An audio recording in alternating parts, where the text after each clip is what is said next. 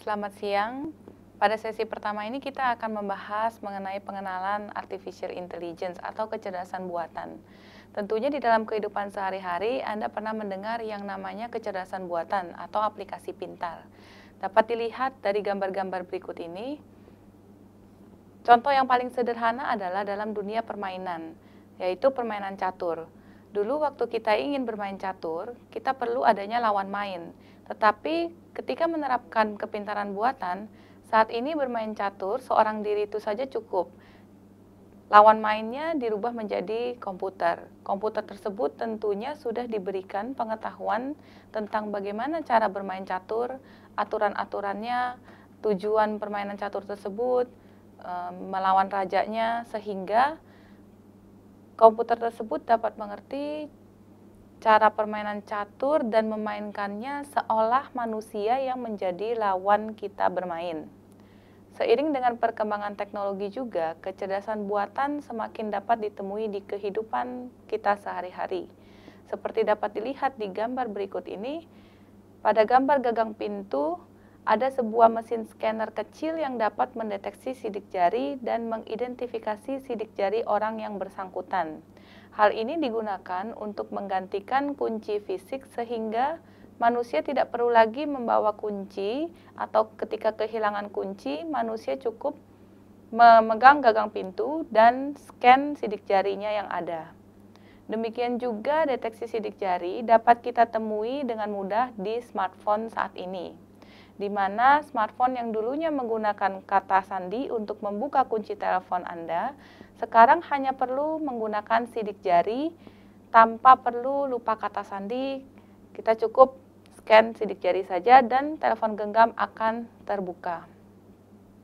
Demikian juga dalam dunia medis, di mana peran dokter dapat saja digantikan dengan komputer. Contoh lainnya dapat dilihat pada aplikasi smartphone saat ini adalah Siri. Aplikasi Siri disebut pintar karena dia dapat mendeteksi suara, mengenal instruksi yang diberikan dari sumber suara, dan melakukan aksi sesuai instruksi yang diberikan tersebut. Kecerdasan lainnya dapat dilihat dari kepintaran sebuah sistem memprediksi kata-kata yang dikeluarkan oleh pengguna. Contoh mudahnya adalah dengan melihat mesin pencarian Google. Mesin pencarian Google saat ini sudah menerapkan artificial intelligence untuk melakukan prediksi kata-kata pencarian. Walaupun pengguna baru saja memasukkan beberapa keyword, secara otomatis mesin Google tersebut dapat menampilkan beberapa pilihan yang memungkinkan atau yang biasanya orang-orang lakukan. Contoh dilihat di gambar, ketika user memasukkan kata why is, secara otomatis mesin Google atau komputer tersebut menampilkan beberapa pilihan kalimat di bawahnya. Pilihan kalimat tersebut mungkin saja dari hasil yang paling banyak dilakukan pencarian oleh pengguna-pengguna lainnya.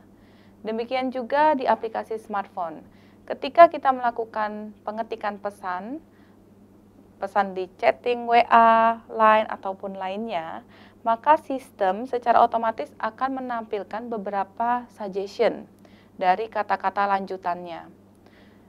Smartphone juga dapat mendeteksi objek-objek seperti wajah manusia ketika kita ingin melakukan foto, atau mungkin saja mendeteksi keberadaan nota atau objek lain yang tertangkap oleh kamera tersebut.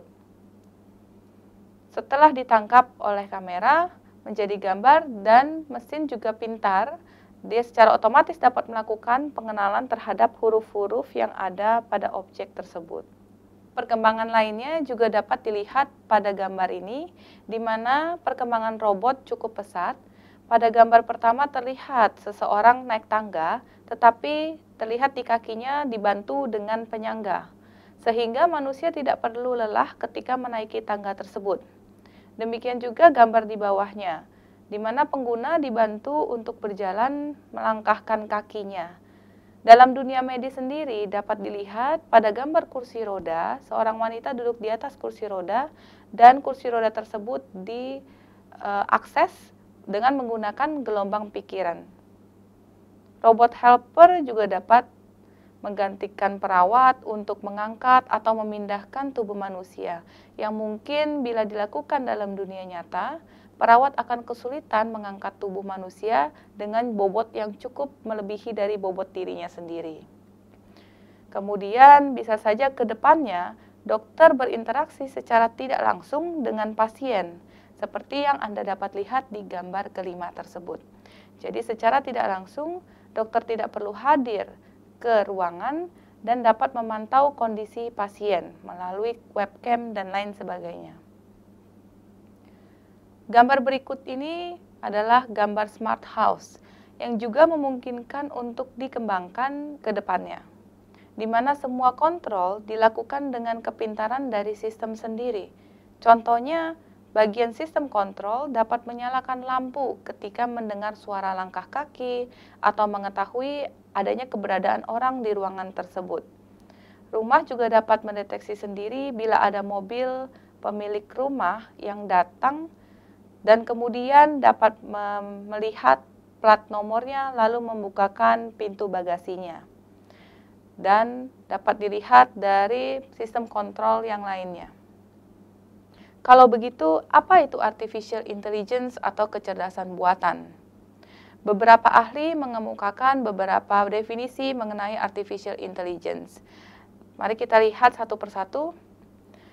Beberapa definisi mengenai artificial intelligence. Yang pertama mengatakan bahwa artificial intelligence itu adalah sebuah usaha untuk membuat sebuah mesin dapat berpikir seperti manusia dan berperilaku seperti manusia.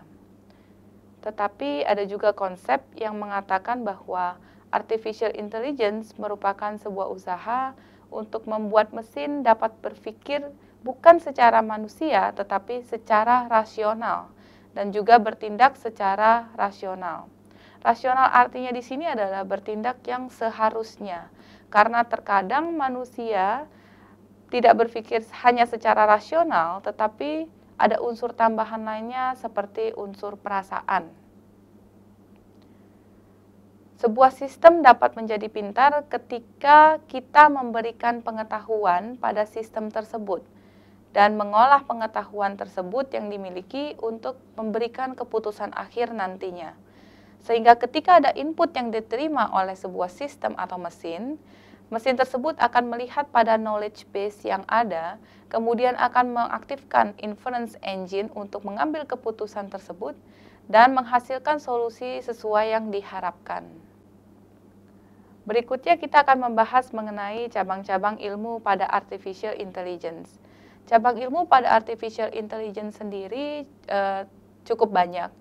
Beberapa kategori yang dapat dilakukan di sini adalah expert task, mundane task, dan formal task.